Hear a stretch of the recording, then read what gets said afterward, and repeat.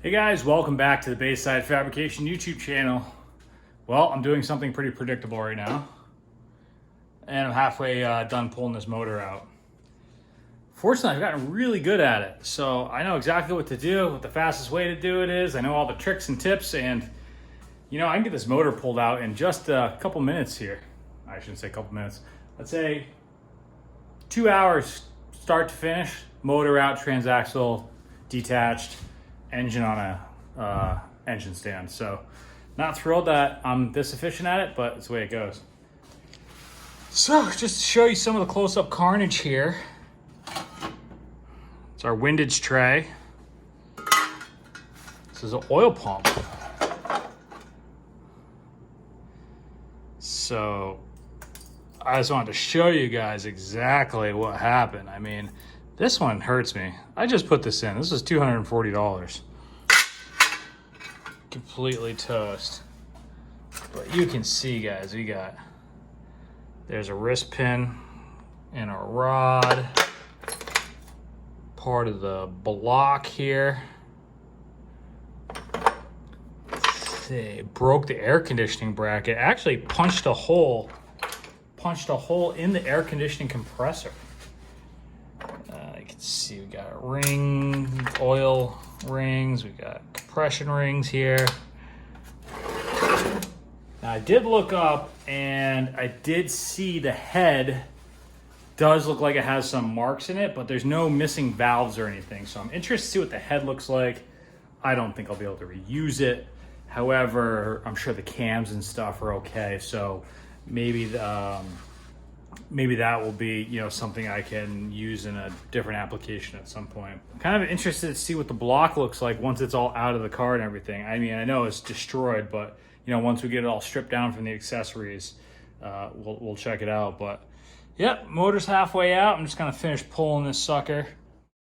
Oh, fortunately the head looks really good, at least on the valve train side of things. Can't imagine anything got hurt up there, but you know, we'll check it all out. And yeah, check this out.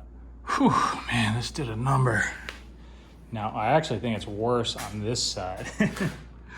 I want to pull the housing off though. I've got my fingers crossed my water pump housing's okay, because this is a TSX housing. So if you do get a JDM motor, you have to swap over all this stuff anyways. So we're gonna pull this apart and real quick and just see what it looks like.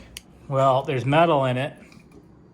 It has a little chunk taken out there, but I think it's okay. Broke the thermostat housing, of course. Oh yeah. Man. Ah, Jesus. Pretty wild. Well, we're just dissecting the motor now, and I'm seeing what's salvageable at this point. So far we have our head here, and I'm interested to see what the cylinder head's gonna look like. The valve train, everything looks great. You can see here my VTC solenoid, there's nothing in here. So nothing big made it through the oil system and up into the head from what I can see. And actually nothing even small either. So when it exploded, it just exploded and completely lost oil pressure. And that was pretty much the end of it. And anything that did go in would have gone through the filter first, which, I mean, this, like I said, it was rods. It wasn't like we were, you know, had metal in the oil previously and, you know, it was a slow thing. I mean, this was a instantaneous deal. So I'm looking here and everything looks great so far up here. So fingers crossed, this head is salvageable, and that's kind of what I'm hoping for at least. If not the head salvageable, at least the cam, VTEC, lobes and all that stuff is salvageable in case I can use this on another build. So that's kind of what I'm hoping. Like I said, this motor is super duper clean. Was super duper clean. And yeah, so I'm gonna pull the cams out right now, get this head popped off and see what kind of condition our cylinder head's in. Come on. All right, Moment of truth. Before we look at the head, let's just check this out. These two holes look great. All right, I haven't looked at the head yet, so let's see together.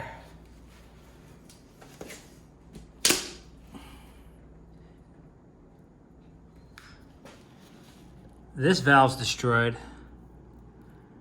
but there's a piece of metal in here. But believe it or not, you guys aren't gonna believe this. All right, these valves are definitely bent. I don't know if they could be reseated or not.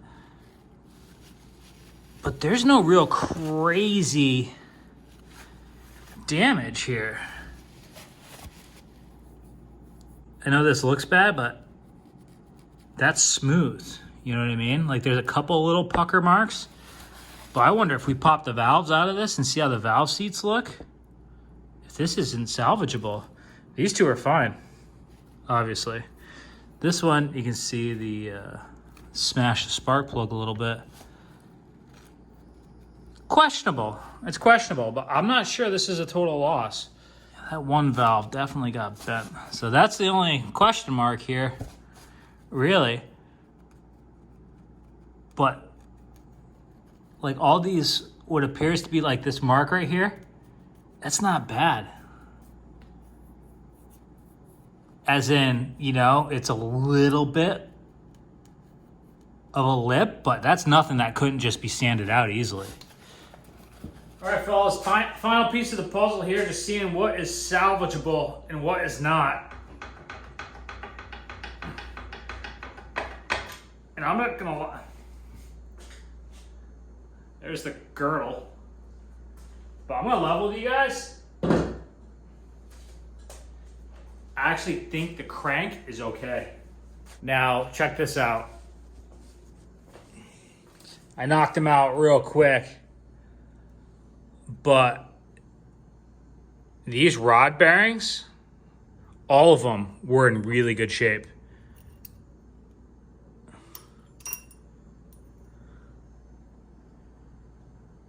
Kind of hard to see.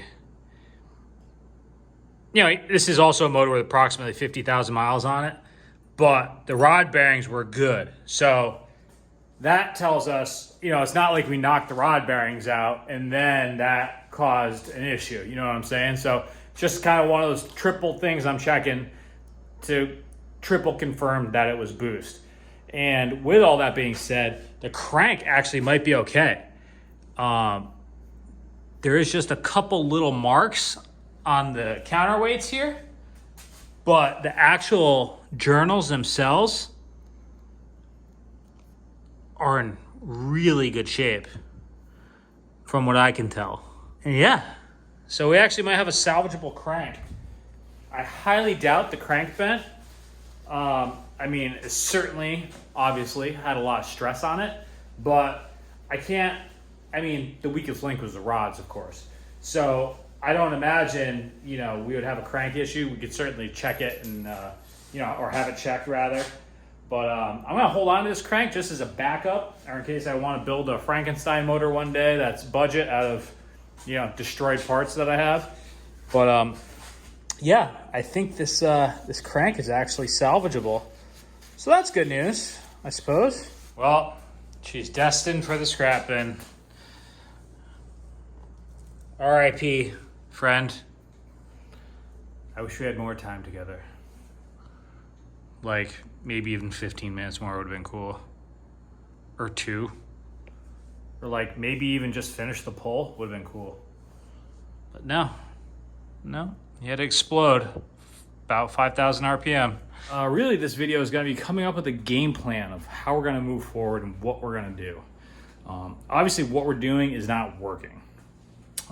The first motor, for sure, I mean, I can't say anything's for sure, but I'm 99% sure that motor was hurt when I bought it. It had a broken dowel on the timing gear, which is also the oil pump. And that car, we weren't pushing it. We weren't doing anything with that car. It was on, I mean, we were at 10 PSI with it but nothing changed from that motor to this motor when it was on low boost. And we made 324 horsepower on this motor. So that means that motor was in the 300s and it spun a bearing. Nothing was different between that motor and this motor here in that situation.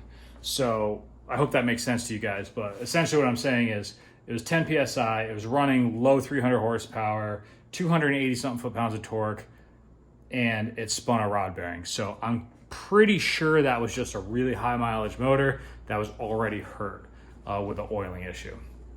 This motor here ran awesome at 10 PSI. I actually wish we didn't even do anything at this point.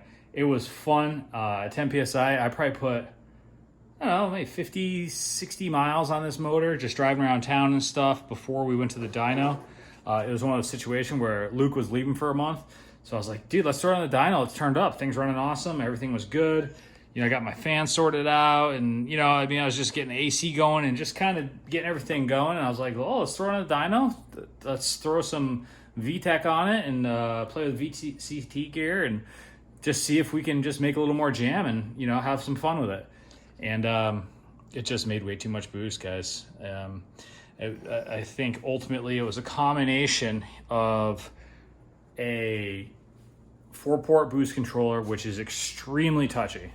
3% duty cycle commanded on that 4-port gave us 10 pounds of boost. So it was very, very touchy. The turbo on this is insane for a stock block, to be honest with you.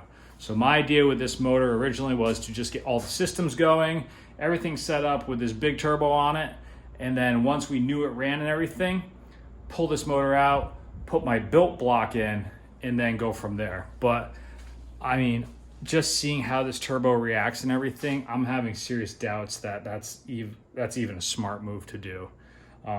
So I'm also, you know, contemplating what I should do moving forward. I think I'm going to move to a 3-port or two 3-port boost controllers, because I have twin wastegates, and go that route. That will be a much more tunable as far as boost is concerned, and then maybe just scaling down the turbo to like a 62 turbo. Like I said, this is just a giant turbo, way too big for this application, and maybe just something smaller and a little more civilized is going to be the answer.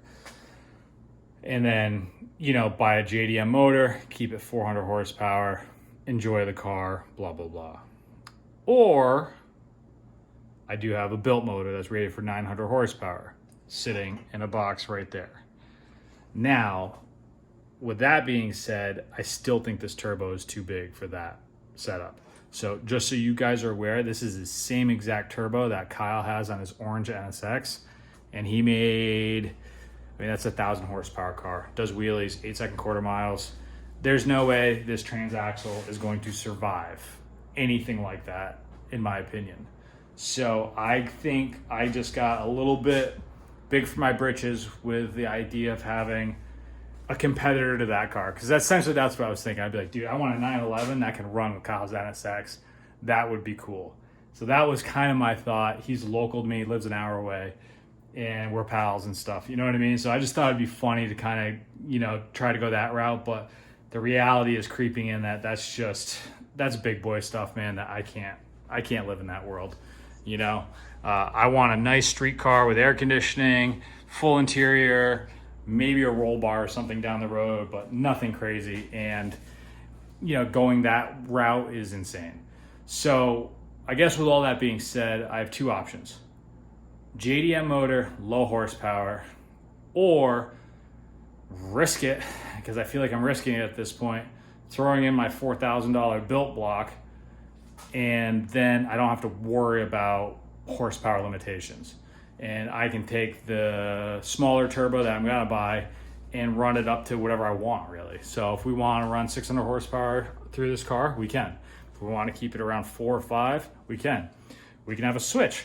Street mode, 400 horsepower, flip the switch, we're 700 horsepower. So that's kind of what I'm leaning towards. I'm just super nervous with my track record with motors, as in I blew up 2 almost immediately or if not, pretty much immediately, that, you know, I'm just nervous, man. I don't want to risk throwing away $4,000 built block, but I don't know, guys. Let me know what you think. Let me know what you think, because this is one of those deals where both ways work. Both options work for me. You know, I don't have a lot of money. This is kind of like, you know, if I don't do the built block, I'll probably just sell it and I'll be able to recoup all my money. So, and then going with the built block, all I need to do is get a head together, and then it's a couple $100 plus a new turbo, and then I have my setup that's pretty much indestructible. So I don't know, guys. Let me know what you think. It's kind of complicated, long-winded.